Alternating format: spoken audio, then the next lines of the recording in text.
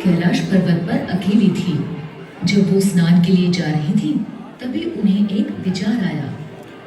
वैसे तो कैलाश में बिना आज्ञा कोई प्रवेश नहीं कर सकता, किंतु फिर भी मुझे अपनी सुरक्षा के लिए कुछ करना चाहिए। ये सोचकर उन्होंने अपने लेप की मैल से इंसान का पुतला बनाकर मंत्र उच्चारण कर उसमें प्राण डाल दिए।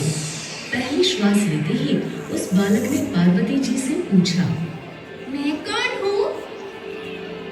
तुम मेरे पुत्र गणेश हो। मैं स्नान के लिए जा रही हूँ। तुम कुछ देर द्वार पर पहरा दो और जब तक मैं स्नान कर रही हूँ तुम किसी को अंदर प्रवेश मत करने देना। जैसी आज्ञा माता।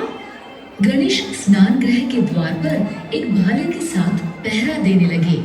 कुछ समय बाद जब शिवजी राक्षसों का संहार कर लौटे तो उन्होंने सोचा, ये समाचार सबसे पहले मुझे पार्वती को देना चाहिए। लेकिन वो जैसे ही पार्वती जी को ये समाचार सुनाने स्नान गृह में प्रवेश करने लगे, गणेश ने उन्हें रोकते हुए कहा, रुकिए, माता की आज्ञा है कि मैं किसी को भी स्नान गृह में जाने ना दूं, इसलिए आप स्नान गृह में प्रवेश नहीं कर सकते।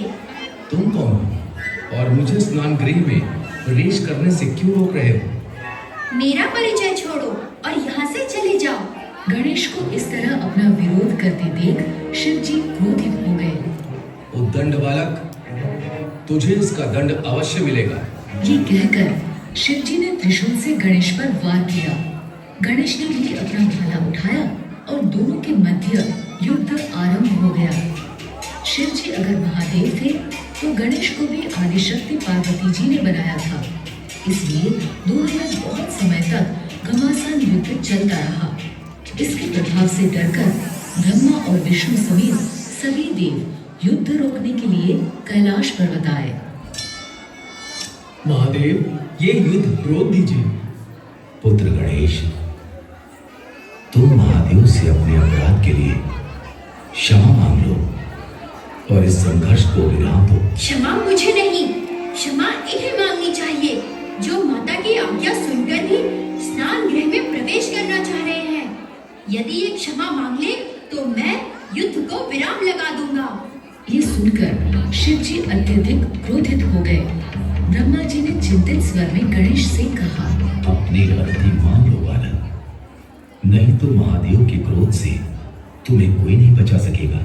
मुझे अपनी रक्षा की नहीं, अपितु अपने कर्तव्य पालन की चिंता है। रहने दीजिए ब्रह्मदेव, मुझे इस दुष्ट बालक को दंडित करना ही होगा। त्रिशूल के वार से गणेश का सिर धड़ से अलग हो गया और आकाश मार्ग से होता हुआ मंगल लोक में जा गिरा। गणेश की विलाप भरी आवाज सुनकर पार्वती जी स्नान गृह से बाहर आई। जब उन्होंने गणेश का मृत धड़ जमीन पर पड़ा देखा तो वो बहुत दुखी हुई और रोते रोते बोली, पुत्र गणेश, हे देव, ये आपने उचित नहीं किया। आप जल्दी से मेरे पुत्र को जीवित कीजिए। क्रोध में आपसे बहुत अनुचित कार्य हो गया है महादेव, इसलिए आपको गणेश को जीवित करना ही होगा। अब तक शिवजी का क्रोध भी शांत हो चुका था। वो पार्वती जी से बोले, हे देवी, गणेश का सिर मेरे त्रिशूल के वार से मंगल लोक में जा गिरा है और वैसे भी मेरे वार से कटा सिर वापस नहीं जोड़ा जा सकता, इसलिए क्षमा करना देवी, लेकिन गणेश को जीवित करना असंभव है। ये सुनते ही पार्वती जी क्रोधित हो गई। हे देव, यदि आपने मेरे पुत्र को जीवित नहीं किया तो मैं सारे संसार को अपनी क्रोध की अग्नि में भस्म कर दूंगी।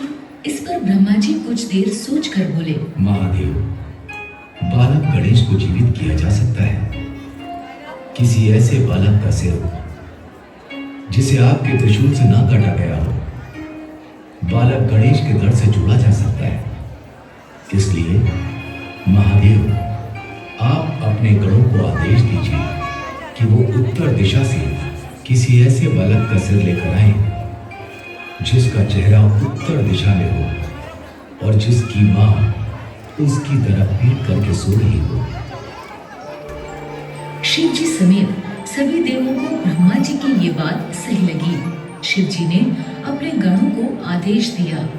आदेश पाकर सभी गण उत्तर दिशा की ओर चल दिए।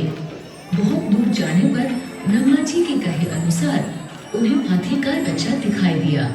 इस हाथी के बच्चे का मुख उत्तर दिशा की ओर है और इसकी माँ भी इसकी तरफ पीट करके सो रही है। गण उस हाथी के बच्चे का सिर लेकर कैलाश पर्वत लौट आए। शिव जी ने हाथी के बच्चे का सिर गणेश के धड़ से जोड़ दिया और गणेश पुनः जीवित हो गए। पार्वती जी गणेश को जीवित देखकर प्रसन्न थी, लेकिन अपने पुत्र के सिर पर हाथी का सिर देखकर थोड़ी निराश भी थी। आपने मेरे पुत्र को एक हाथी का मस्तक क्यों लगाया? अब सारा संसार मेरे पुत्र का उपहास करेगा। इस पर शिव जी ने गणेश को वरदान देते हुए कहा, आज से कुछ भी शुभ कार्य आरंभ होने से पहले गणेश की पूजा की जाएगी और गणेश को मंगल मूर्ति के नाम से जाना जाएगा। ये सुनकर पार्वती जी बहुत प्रसन्न हुई। उन्होंने बालक गणेश को गले से लगा लिया। शिव जी ने भी गणेश को गले से लगा लिया। इस तरह गणेश का जन्म हुआ और उनका